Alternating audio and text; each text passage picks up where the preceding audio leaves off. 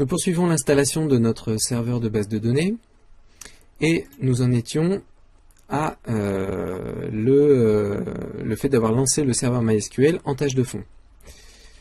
Alors maintenant, nous allons changer le mot de passe de l'administrateur avec la commande MySQL admin et les paramètres qui vont bien. Je vous rappelle, le mot de passe par défaut généré aléatoirement lors de la phase d'initialisation, c'est celui-là. Là encore, je peux éventuellement modifier la police.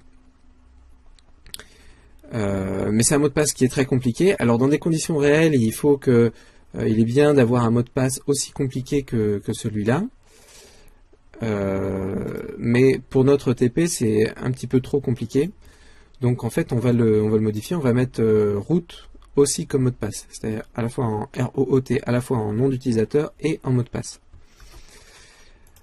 Alors, pour modifier un mot de passe, c'est donc l'exécutable MySQL admin qu'on va utiliser.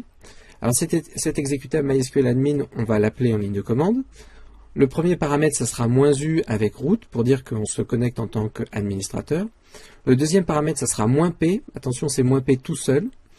-p signifie que quand on va appuyer sur Entrée à la fin de la ligne, on va il va nous demander notre mot de passe et on lui donnera le mot de passe en cours, donc le mot de passe très compliqué pour l'instant. Et password, c'est pas le nouveau mot de passe par lequel on veut remplacer l'ancien très compliqué. Password, c'est une commande qui dit à MySQL admin qu'on veut changer de mot de passe. Donc faisons tout ça. On est en ligne de commande, donc on tape MySQL admin pour pouvoir exécuter ce programme-là qui nous permet de faire d'avoir des actions d'administration sur le serveur. On se connecte en tant que root, on lui dit qu'on va lui donner notre mot de passe quand on aura appuyé sur Entrée, et on lui dit que juste après, il doit lancer les instructions qui vont nous permettre de changer le mot de passe. Ça, c'est la commande password. Donc voilà, là, on doit lui rentrer le mot de passe en cours. Alors le mot de passe en cours, c'est celui qui est très compliqué, c'est celui-là. On peut le copier et le coller pour plus de facilité. On appuie sur Entrée. Là, du coup, c'est bon, il a reconnu le mot de passe compliqué en cours, donc on va lui donner le nouveau mot de passe. On tape root, R-O-O-T. On va à nouveau taper root pour confirmer notre mot de passe. Et là, normalement, voilà, pas de souci, le changement de mot de passe a bien eu lieu. Alors là, il nous dit simplement que les mots de passe sont transmis au serveur en texte, en format texte, c'est-à-dire non crypté. Autrement dit, si jamais on est sur un serveur qui est distant, donc sur notre machine, si jamais on passe par le réseau, il faut utiliser de préférence une connexion SSL, qui est une connexion qui crypte en fait tout ce qui passe sur la connexion, pour assurer la sécurité du mot de passe. Tout simplement, si on n'utilise pas une connexion SSL, donc une connexion cryptée, notre mot de passe va être envoyé directement en clair sur le réseau, et si par hasard il y a des gens mal intentionnés qui écoutent et qui captent tout ce qui passe sur le réseau, ils vont capter notre mot de passe en clair, et donc on aura des problèmes de sécurité. Donc voilà pour la modification du mot de passe. Poursuivons. Une fois qu'on a modifier le mot de passe, évidemment, il faut s'en souvenir, hein, sinon on n'a aucun moyen, si on oublie qu'on a tapé root comme mot de passe, on n'a aucun moyen de se connecter en tant qu'administrateur, et donc on n'a plus aucun accès à la base de données, en fait, au serveur.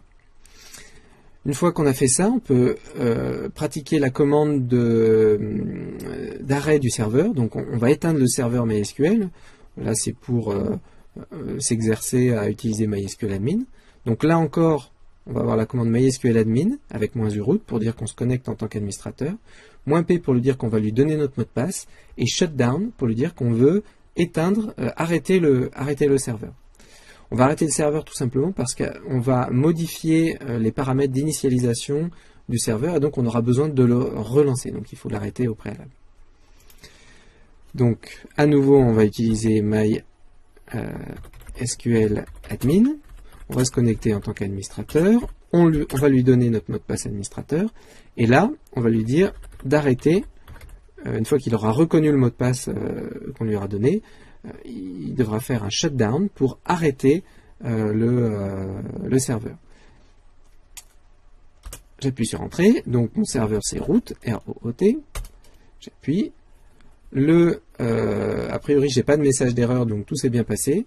Si on regarde dans la liste, en fait, des lignes de commande, des fenêtres lignes de commande qui ont été ouvertes, celle dans laquelle mon serveur, dans laquelle j'avais fait tourner mon serveur en tâche de fond, a disparu. C'est donc que le serveur, c'est donc que l'application, en fait, le serveur s'est arrêté. Voilà. On peut aussi regarder dans la liste, dans le gestionnaire des tâches, dans la liste des processus, on verra plus de serveur. Donc voilà, le serveur a été arrêté. Maintenant, on va modifier quelques paramètres par défaut du serveur. Et pour ça, on va aller voir dans le fichier my.ini. Alors le fichier my.ini, c'est un fichier texte qui va contenir tous ces paramètres-là. Au départ, il n'existe pas, mais au départ, on a un fichier my-default.ini. Alors allons voir dans le répertoire de MySQL. Donc là, je suis dans le sous-répertoire data, je me remets dans le répertoire MySQL. Et il faut que j'arrive à trouver le fichier mydefault.ini. Alors si on regarde bien donc l'arborescence des fichiers du serveur MySQL, on ne trouve pas le fichier by-default.ini. En fait, ça dépend des distributions.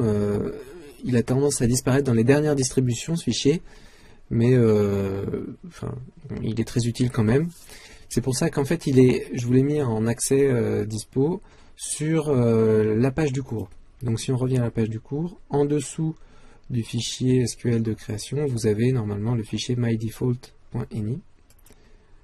Alors vous cliquez dessus et normalement vous devriez avoir la possibilité de récupérer ce fichier. Voilà, soit vous l'ouvrez directement, soit vous l'enregistrez. Donc l'idée c'est de l'enregistrer. Vous l'enregistrez au bon endroit, donc MySQL à la racine. Vous faites enregistrer et normalement voilà, ça y est, le fichier mydefault.ini est là. Alors le .ini on ne le voit pas, mais il existe bien, et c'est donc le fichier qu'on aura à modifier dans la prochaine vidéo pour ajouter des paramètres plus spécifiques et configurer notre serveur.